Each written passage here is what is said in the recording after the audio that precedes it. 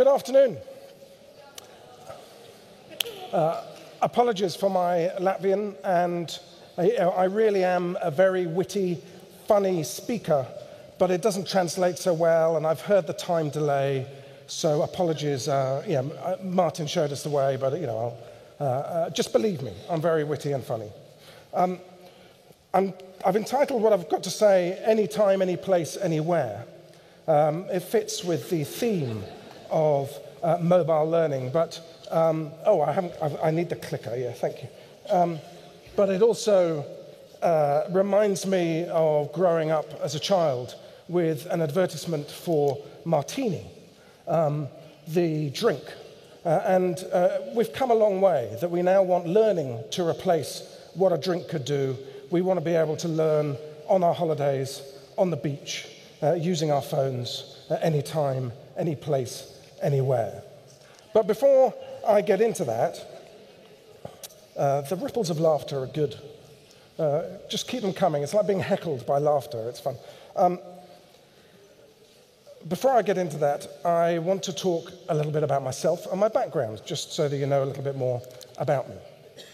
My grandfather, William Harper, in the 1911 census, was at age 15 a locksmith in Wolverhampton, which is where John is a professor. But William wasn't at university. He was working at the factory. He went to a school, St. Joseph's convent school, founded by the Sisters of Mercy in the Catholic district of Wolverhampton, the poorest part of that city in the industrial heartlands of the West Midlands of England. And like pretty much everyone else in his school, he would have left at 13 and will have gone to work in a factory, in this case Chubb's, as a locksmith. He had an education that equipped him well for working in that factory. But soon after, he then joined up at the beginning of the First World War in 1914. He fought in the Battle of the Somme and was gassed. And he came out a different man. He came out having had an interaction fighting alongside his comrades from very different backgrounds to him. Not all of them brought up in a Catholic community of Wolverhampton. And he came out with more ambition, more aspiration, and effectively he joined the middle classes. He became a travelling salesman. He set up a second family, which was slightly awkward for a Catholic, but he set up a second family in Northamptonshire. And my mum went to Kettering Grammar School for Girls, where she had the privilege of an education in a system that sifted people. So you took an exam at the age of 10, and if you were in the top 25%, you could go to the grammar school and you could then join the professions. You still wouldn't go to university because in those days only 9% of people went to university, but you could then join the professions. My mum went into banking. She also met my dad, who went to Kettering Grammar School for Boys, because not only did they sift on the basis of ability, they sifted on the basis of gender. But she met my dad, who went to Kettering Grammar School for Boys, who became an accountant. And thanks to that privilege, my dad could afford to buy me and my brother a private education in southeast London at a school called Eltham College that specialised in getting its boys into Cambridge University. And my brother and I were the first in our family to go to university, and we both went to Cambridge. And it was great. It was a privilege, and it was a privilege that was bought. But it was at a time when most people still left school to go and work in factories. And you could argue, might not have been fair, but you could argue that it suited the economy to cream off some people to go into academia, to go into the professions, and just give everyone else a sufficient education, like my grandfather had, to go into the factory, or to marry someone who went into the factory. So it was an education for its time. But by the time I went to school and went to university in the mid-1980s, the promise, never written down, but the promise to me was work hard at school, get good exams, go to a great university, graduate with a degree, and then you can choose your career for life. You can get your job for life, join a final salary pension scheme, get a 25-year mortgage to buy a house that you'll be able to pay off and be able to live in your own home, provide well for your children, and retire in your mid-50s. So how's that worked out? First job I did, at the age of 11, was performing in a West End London production of Oliver, based on Dickens's Oliver Twist. And I fell in love with theatre. I went on after university to manage theatres in the West Country of England. But after a time, I grew to realise I wasn't that good at managing theatres. And I also didn't really like the local politicians who are making decisions in my town. And I really didn't like Mrs. Thatcher, who was running the country. So I decided to go into politics, but I needed a job in the meantime, and so I got a job with my next-door neighbour selling telephone directory advertising, which was horrible. But it paid the rent, and I learnt a few skills along the way. And eventually I was elected a member of Parliament. I became a minister, schools minister for 3 years, which sparked my passion for education, which has remained with me ever since. And then in 2010, democracy caught up with me. I lost my seat. I was offered a seat in the House of Lords, our upper house, which is why I am Lord Knight, which is not a role-playing game character. It is, in fact, me, very weirdly. But I am also now the Chief Education Advisor to a British education business called the TES. But I'm starting to think, much as I love my job at the TES, what should my fifth career be? So much for the job for life I was promised as a child. What should my fifth career be? Now, I'm not asking for suggestions, although I've always enjoyed the stage. Maybe I should learn to dance. Maybe I could be an academic. Maybe I could do commerce. Maybe I could do charity work. There's all sorts of things I could do, but I do reflect on what's changed, and I reflect in particular on what's changing in the labour market. I went on from being schools minister to employment minister in Gordon Brown's government, and one of the things I was worried about then was what we called the hollowing out of the labour market. So we have these varying levels of skill in the working population, and globalisation and technological change are taking away those jobs in the middle, which is a big change. Now, you're getting some growth of jobs at the higher end of the skills range, and you've still got the low-level service jobs at the other end, but there's a big change that we're very familiar with in the hollowing out of the labour market. But the other thing that is going on is we're getting older. Now, a child born today in my country has a more than 50% chance of living to 105. Now that changes everything. Because if that child is going to be sustained in their old age, they're going to have to work until they're 80. Now, chances are, health technology will mean that they can work perfectly healthy until they're 80. So it's not a problem, as long as there's work for them. But what it means is with a 60-year working life, we will have to keep up with the way that technology and globalization is constantly de-skilling us. We've already heard from one of the presentations this afternoon from Daniel that the number of careers we're going to cycle through, I think he said by the age of 40. I've done 5. I'm 51, so it'll accelerate. 4, 5, I can't remember. But we'll constantly be de-skilled, so we'll constantly have to re-skill in order to continue to be able to make a contribution, in order to continue to feel that we matter and have the self-esteem and the pride of working.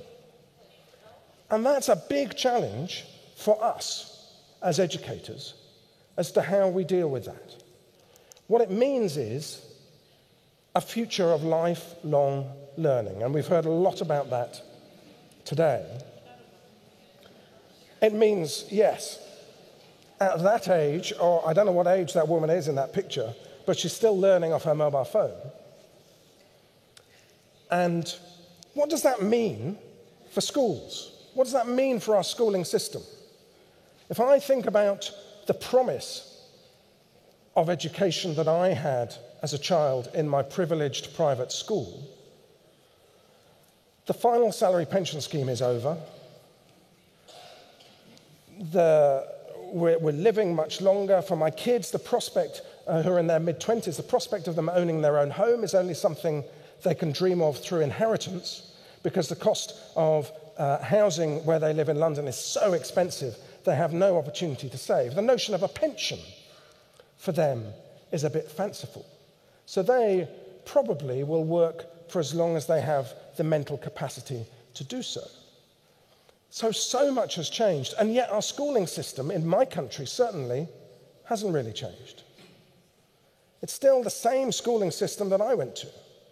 And we've heard it from all of the speakers pretty much today, that we have an urgent case for changing the way we are schooling our children in order to deal with these massive societal, economic changes, partly driven by technology, but partly driven by other things. Now, I'll go on to say a little bit about what that schooling may look like, but we've heard also some really good other thoughts that I wholly agree with as the stimulus for how we might move. But certainly, I would say that future of lifelong learning is going to be a martini education. It's going to be anytime, any place, anywhere. And in order for that to happen, we mustn't forget the thing that we know above all else that works, and that is you guys. It's teachers. The basis of any good education system is teachers.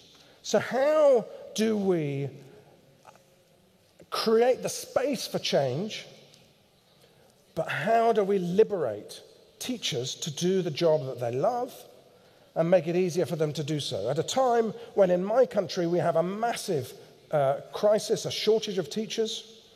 If any of you find yourself out of work in Latvia, please come to England. We will certainly be able to find you work in my country. But how do we liberate? How do we empower teachers? We'll sort out all the Brexit issues so you can come, it'll be fine. How do we liberate teachers? Well, one of the things, we hear about flipping the classroom. Well, to some extent, I think we can flip the school.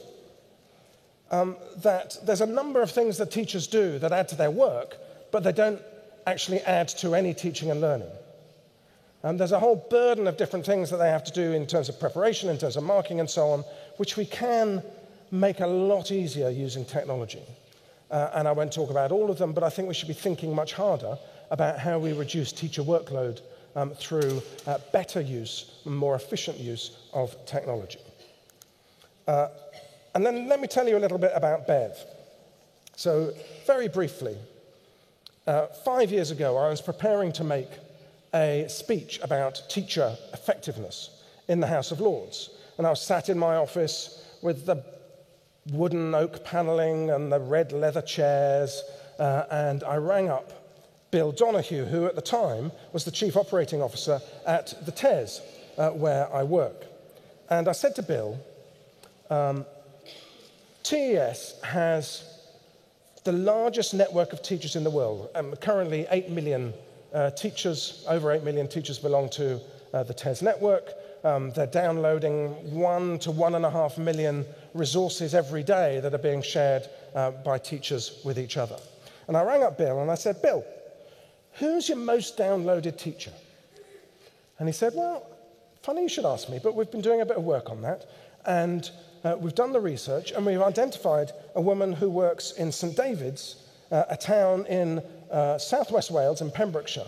And her name's Bev Evans. So Bill said, I thought, we'll recognise her at the TES Awards. I'll ring her up. So Bill rings up the school in St David's and gets through to the office. And the woman in the office picks up the phone and Bill says, this is Bill Donoghue from TES. I'd really like to speak to one of your teachers whose name is Bev Evans. And she said, well, we don't have a teacher called Bev Evans.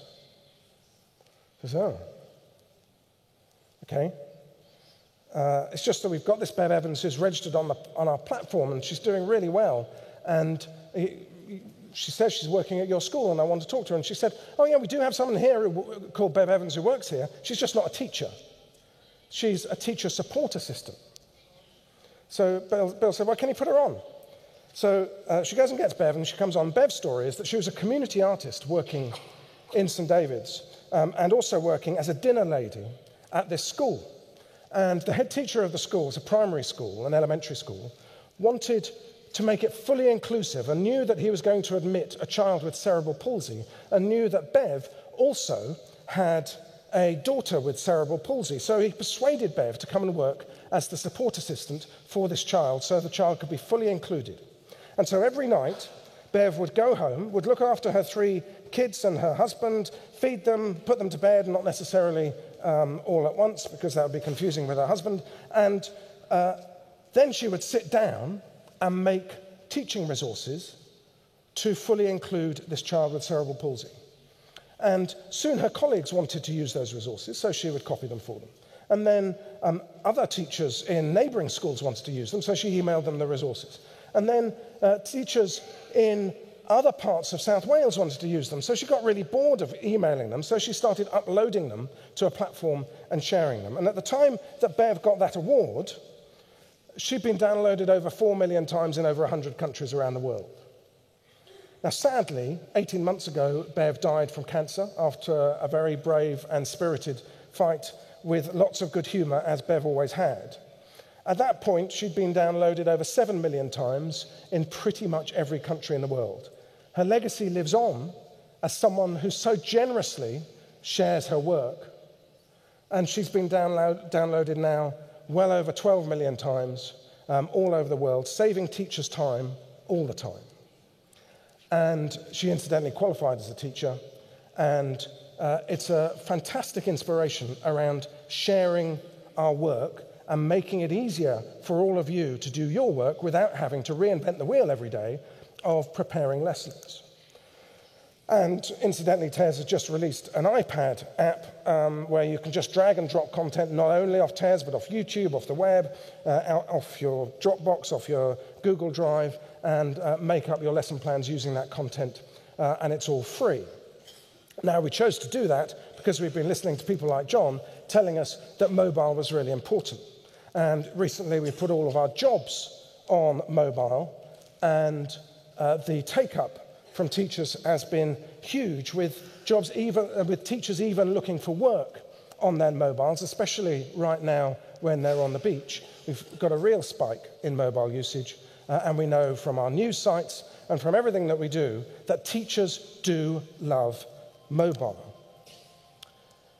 A couple of years ago, I was also asked to set up an online professional development platform for teachers, and we did some research and asked teachers how they thought that delivery would change in 5 years' time. And undoubtedly, teachers see professional development going online. You'll have less sitting in theatres like this, not modelling the behaviour we expect from teachers and absorbing didactic content the way we're delivering it to you today, and you'll do more of that online. And I think that will be empowering and liberating for you, and you will do it on mobile. And then I have a friend here, Mina.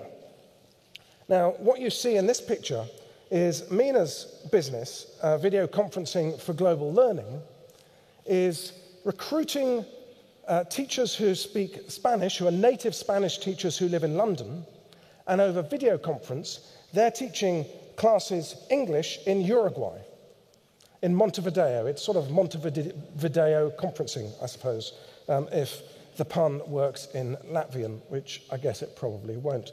But the two English people laughed in the corner, so I'm happy. But that's interesting.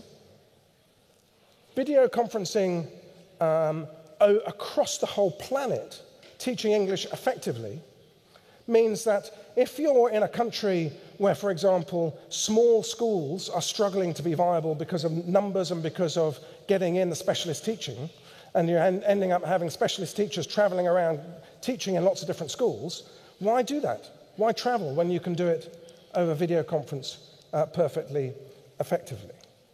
And then you have flipping the classroom. So there's various things, and there's all sorts of technology that we could talk about. I could sort of run through TripAdvisor for education technology around flipping the school. But flipping the classroom is my favorite example of really starting to use technology to change pedagogy and to extend the amount of time that we have for learning by using the home better. And these two guys, John and Aaron, are chemistry teachers from Colorado, who I think were the pioneers around how to do this. And if you're interested, you should look them up. The person who gets the most credit is the Khan Academy, and Sal Khan obviously has done an amazing job. But in the end, I prefer John and Aaron's model because they still have teachers making the content, making the videos, which makes it much more personal to their students. So in the end, I see a great opportunity around changing the way we school, liberating teachers, allowing them then the freedom to think about how they might change pedagogy, and I hope today has given you the chance to think about that. But what will the future of the school then be? Will we need schools? In the end, I think we do, in the same way that I think we need teachers. But I do think they need to be different. And what I'd say to you is think about what school really should be for. And in my view, school, first and foremost, is a place where we learn a lot of social skills. If we're going to compete, John was talking about competing against the robots. If we're going to compete effectively against the robots, we need to compete on the basis of our humanity. And we have to develop those human skills at school. We have to have the resilience, also talked about today, I think, by Martin. We have to have the resilience to be able to start a business and close a business, to start a charity, to close a charity, to be one of the freelance workers in the platform economy, to cycle through all those careers, to keep reskilling as we're being de-skilled. We need to have the conceptual framework to stream all of the knowledge that we can access through our phones, but without worrying about retaining all of that knowledge. And we will need a new qualification system that will deal with the fact that employers, as John was setting out, will start to look at e-portfolios rather than at qualifications as proxies for skill. Employers will be looking at skills themselves. So I think it's going to be an interesting and a challenging time over the next 10 years for education. It's one where technology will have to be embedded for all the reasons we've given. And I wish you all the best. And don't forget, as Martin told you, I think it was Martin, we will still need teachers more than anyone in this future where we're competing against robots. Thank you very much. Thank you, Lord.